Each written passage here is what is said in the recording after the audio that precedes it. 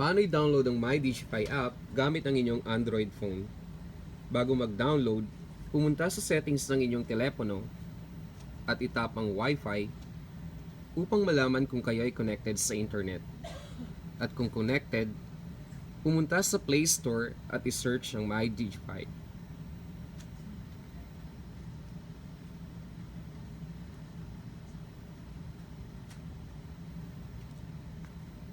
Itap ang logo ng MyDigify app, itap ang install, then accept. Hintayin matapos ang proseso ng installation hanggang 100%.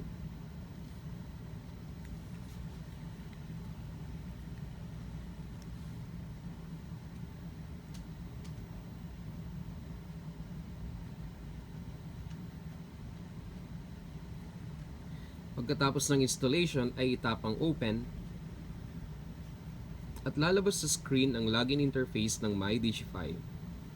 I-enter lamang ang username sa login, halimbawa 637771745 at ilagay ang password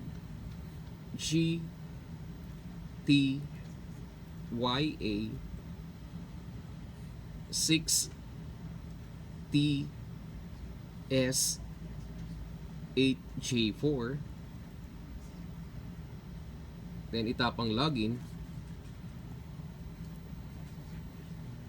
Sa bantang itaas ng inyong MyDigify app interface sa gawing kanan ay makikita ang logo ng telepono. Kung ito ay kulay green, ang ibig sabihin ay connected na kayo. Upang mas makasiguro, i-dial ang 1000 at maririnig nyo ang music.